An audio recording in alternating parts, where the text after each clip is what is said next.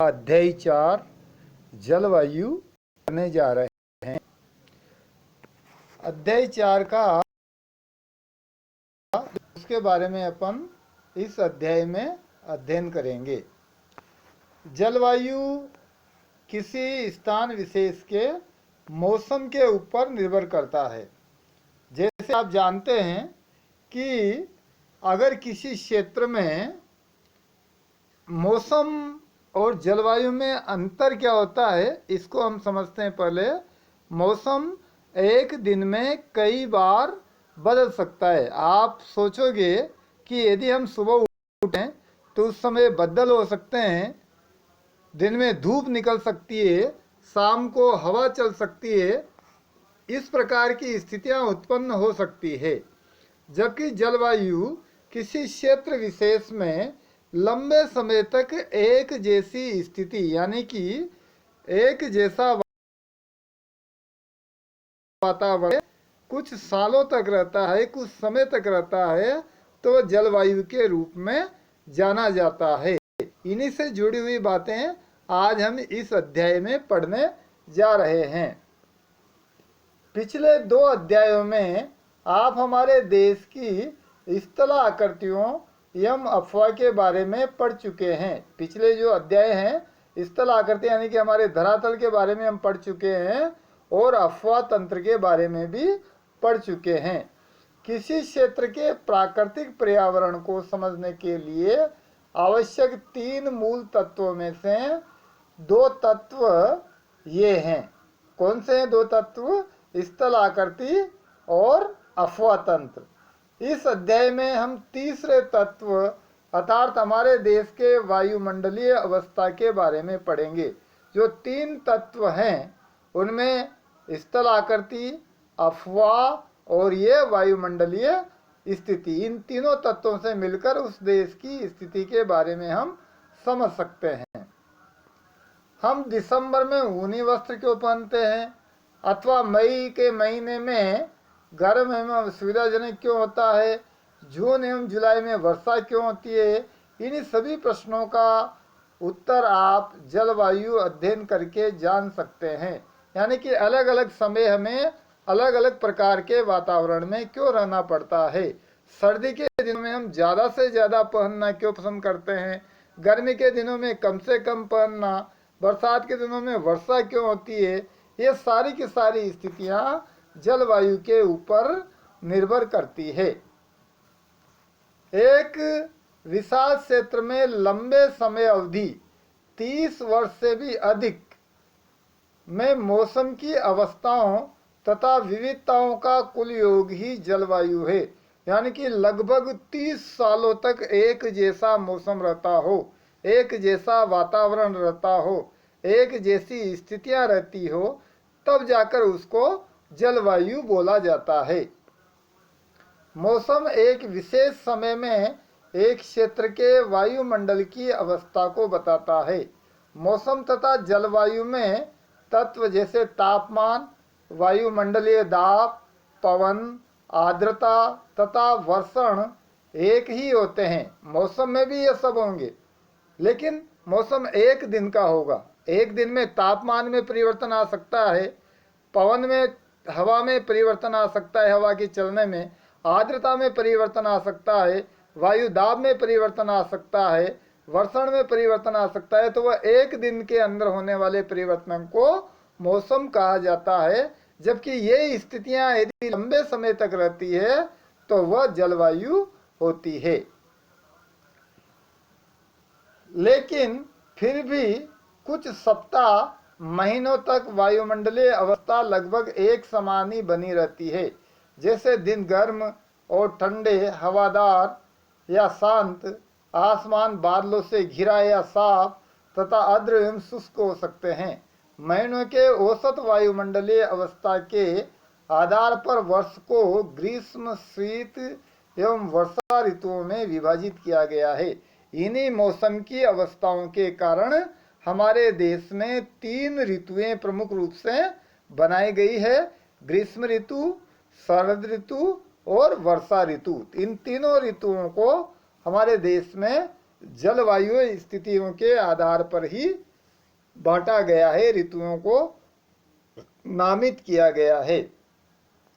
विश्व को अनेक जलवायु प्रदेशों में बांटा गया है।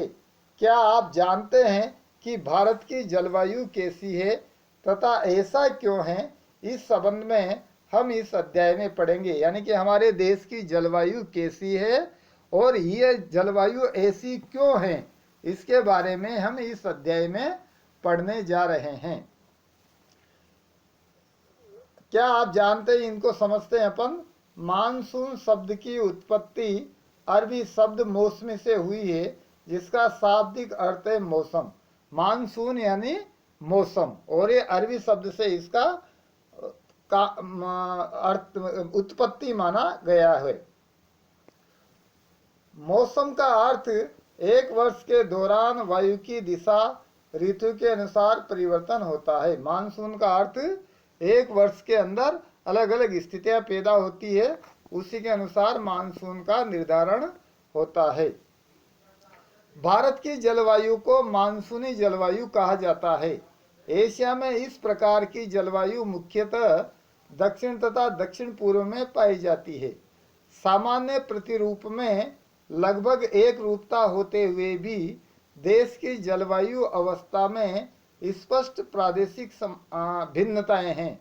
आइए हम दो महत्वपूर्ण तत्व तापमान एवं वर्षण को लेकर देखें कि एक स्थान से दूसरे स्थान पर तथा एक मौसम से दूसरे मौसम में इसमें किस प्रकार की भिन्नता पाई जाती है। हम देखेंगे कि हमारे ही देश में कुछ क्षेत्रों पर आप देखेंगे कि बरसात ज़्यादा होती है, कुछ क्षेत्रों में कम होती है, कहीं गर्मी ज़्यादा पड़ती है, कहीं गर्मी कम पड़ती है, कहीं बर्फीली हवाएं चलती है, कहीं शुष्क हवाएं चलती है। तो हमारे देश में ही जब इस प्रकार की स्थितियां हैं तो पूरे विश्व का मूल्यांकन हम अलग अलग जलवायु के आधार पर कर सकते हैं। गर्मियों में राजस्थान मरुस्थल के कुछ स्थानों का तापमान लगभग 50 डिग्री तक पहुंच जाता है, जबकि जम्मू कश्मीर के पहलगाम में तापमान लगभग 20 डिग्री से 20 डिग्री रहता है। अब एक ही समय की स्थिति देखो आप, राजस्थान में तापमान 50 डिग्री तक पहुंच जाता है, जबकि जम्मू कश्मीर में 20 डिग्री के आसपास रहता है। सर्दियों में रात में जम्मू कश्मीर में द्रास का तापमान -45 डिग्री तक पहुंच जाता है, जबकि तिरुवनंतपुरम का ये 22 डिग्री होता है। आप देखोगे कि उस समय भी किस प्रकार से इसकी स्थितियां होती है। कुछ क्षेत्रों में रात एवं दिन के तापमान में बहुत अधिक अंतर होता है। थार के मरुस्थल में दिन का तापमान 50 डिग्री तक हो सकता है, जबकि उसी रात नीचे गिरकर 15 डिग्री तक पहुंच सकता है। दूसरी ओर केरल या अंडमान निकोबार में दिन तथा रात के तापमान लगभग एक समान होते हैं। यानी कि राजस्थान में एक ही दिन के तापमान में अंतर देखोगे आप कि दिन में जब तेज गर्मी पड़ती है तो तापमान रेतीली जमीन का तापमान 50 डिग्री तक पहुंच सकता है, जबकि रात में उसी जमीन का तापमान 15 डिग्री तक आ जाता है। तो इतना तापांतर होता है। जबकि जो समुद्र के किनारे वाले क्षेत्र हैं, जो तटीय क्षेत्र हैं हमारे देश के, उनके तापमान में ज़्यादा अंतर नहीं आता है। अब वर्षण की ओर ध्यान दें। वर्षण के रूप में तथा प्रकार में ही नहीं बल्कि उसकी मात्रा एवं ऋतु के अनुसार वितरण में भी भिन्नता होती है। हिमालय में वर्षण अधिक हिम के रूप में होता है तथा देश के शेष भाग में ये वर्षा के रूप में होता है। वार्षिक वर्षण में भिन्नता मेघालय में 400 सेमी से लेकर लद्दाख एवं पश्चिमी राजस्थान में 10 सेमी तक कम होती है। देश के अधिकतर भागों में जून से सितंबर तक वर्षा होती है, लेकिन कुछ क्षेत्रों तमिलनाडु के तट अधिकतर वर्षा अक्टूबर एवं नवंबर में होती है। यानी कि वर्षण का मतलब वर्षा भी एक जैसी नहीं है। कुछ क्षेत्रों में अत्यधिक वर्षा होती है। मेघालय में आप देखोगे तो 400 सेमी तक पानी बरसता है, जबकि हमारे राजस्थान के मरुस्थल में 10 सेमी से भी कम वर्षा होती है। तो इस प्रकार से वर्षा की दृष्टि से भी पूरे देश में एक जैसी स्थिति नहीं है। सामान्य रूप से तटीय क्षेत्रों में तापमान में अंतर कम होता है। जैसा मैंने पहले कहा आपसे कि जो समुद्र तटीय क्षेत्र हैं वहाँ तापांतर कम होता है, ज़्यादा अंतर उसमें नहीं होता है। देश के आंतरिक भागों में मौसमी एवं ऋतुनिष्ठा अंतर अधिक होता है। उत्तरी मैदानों में वर्षा की मात्रा सामान्यतः पूर्व से पश्चिम की ओर घटती जाती है, यानी कि हमारे देश में पूर्व दिशा में ज़्यादा वर्षा, जो जो हम पश्चिम दिशा की ओर चलते जाएंगे त्यों त्यों वर्षा कम होती जाती है। ये भिन्नताएं लोगों के जीवन में विविधता लाती है, जो उनके भोजन, वस्त्र एवं घरों के प्रकार में दिखाती है। यानी कि मानसून के कारण लोगों के रहन सहन में भी परिवर्तन आता है, उसमें भी अंतर आता है कि किस प्रकार से वहाँ के लोग अपना जीवन यापन करते हैं, वह अपना जीवन जीते हैं। जलवायु नियंत्रण, यानी कि किस प्रकार से जलवायु नियंत्रण किया जाता है। किसी देश के क्षेत्र में जलवायु को नियंत्रित करने वाले 6 प्रमुख कारक हैं। 6 कारणों से जलवायु नियंत्रित होती है। अक्षांश, तुंगता यानी कि ऊंचाई, वायुदाब, पवन तंत्र, समुद्र से दूरी, महासागरीय धाराएं तथा उच्चावय लक्षण। ये 6 कारण ऐसे हैं जो किसी जलवायु को नियंत्रित करते हैं। किसी क्षेत्र की जलवायु को नियंत्रित करने के लिए ये 6 कारण हैं, जिनमें अक्षांश पहला कारण, तुंगता यानी ऊंचाई, वायुदाब, पवन तंत्र, समुद्र से दूरी और महासागरीय धाराएं तथा उच्चावय लक्षण। ये सारे के सारे जलवायु को नियंत्रित करने के कारक हैं, नहीं, यानी कि जलवायु को नियंत्रित करने वाले ये 6 कारक हैं। पृथ्वी की गोलार्ध के कारण इसे प्राप्त सौर ऊर्जा की मात्रा अक्षांशों के अनुसार अलग अलग होती है। यानी कि जो सूर्य का प्रकाश हमारी पृथ्वी पर गिरता है वह अलग अलग क्षेत्रों में अलग अलग रूप में गिरता है। इसके परिणाम स्वरूप जो ये गिरता है, इसके परिणाम स्वरूप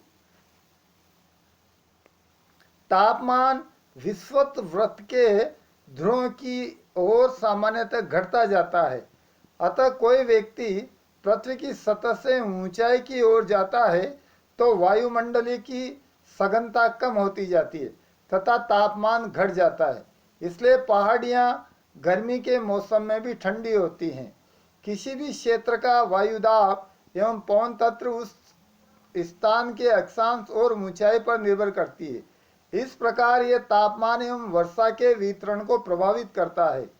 समुद्र का जलवायु पर समकारी प्रभाव पड़ता है। जैसे जैसे समुद्र से दूरी बढ़ती जाएगी ये प्रभाव कम होता है। यानी कि आप देखोगे कि किसी भी पहाड़ों में आप देखो हिमालय बहुत ऊंचा है, परिणाम स्वरूप हिमालय पर बर्फ जमी रहती है, यानी कि इतना ठंडा रहता है वो। उसी प्रकार से समुद्र के पास का तापमान एक समान रहता है, लेकिन जो जो हम समुद्र से दूर जाते रहते हैं त्यों तो उसका तापमान बढ़ता जाता है, मौसम में परिवर्तन बढ़ता जाता है। एवं लोग विषम मौसमी अवस्थाओं को महसूस करते हैं। इसे महाद्वीपीय अवस्था गर्मी में बहुत अधिक और सर्दी में बहुत अधिक ठंडा कहते हैं। दूसरा पॉइंट है इसमें महासागरीय धाराएं। समुद्र से तट की ओर चलने वाली हवाओं के साथ तटीय क्षेत्रों की जलवायु को प्रभावित करती है। उदाहरण के लिए कोई भी तटीय क्षेत्र जहाँ गर्म या ठंडी जलधाराएं बहती है और वायु की दिशा समुद्र से तट की ओर हो, तब वह तट गर्म या ठंडा हो जाएगा। यानी कि समुद्र से आने वाली हवाएं भी धरातल को प्रभावित करती है। यदि हवाएं धरती से समुद्र की ओर जा रही है तो उस समय गर्म रहेगा वातावरण। यदि समुद्र से धरती की ओर, जमीन की ओर हवाएं आ रही है तो फिर वातावरण ठंडा रहेगा। तो ये दोनों स्थितियां उत्पन्न हो सकती है हवा के वेग के आधार पर कि हवा की दिशा कौन सी है। अंत में किसी स्थान की जलवायु को निर्धारित करने में उच्चावय का भी महत्वपूर्ण भूमिका होती है। ऊंचे पर्वत ठंडी तथा गर्म वायु को अवरोधक करते हैं। यदि इनकी ऊंचाई इतनी हो कि वे वर्षा लाने वाली वायु के रास्तों को रोकने में सक्षम होते हैं तो ये उन क्षेत्रों में वर्षा का कारण भी बन सकते हैं। पर्वतों से पवनमुखी ढाल अपेक्षाकृत सूखे रहते हैं। यानी कि आप देखोगे कि जैसे हमारा अरावली पर्वत राजस्थान में वर्षा करने में सहायक है, क्योंकि मानसूनी हवाएं जो जाती है वह टकरा कर इससे लौटती है। ऐसे ही हिमालय पर्वत हमारे देश में पानी बरसाने में सहायता करता है, क्योंकि यहाँ से जो मानसूनी हवाएं जाती है, बंगाल की खाड़ी, अरब सागर, हिंद महासागर से जो मानसून उड़ता है वह इन पर्वतों से टकराकर हमारे देश के अंदर वर्षा करता है। तो इस प्रकार से ये जो 6 कारण थे उनके बारे में हमने शॉर्ट समझा। अब जो वायुदाब को प्रभावित करने के 6 कारक थे उनके बारे में हम अगले पार्ट में समझेंगे।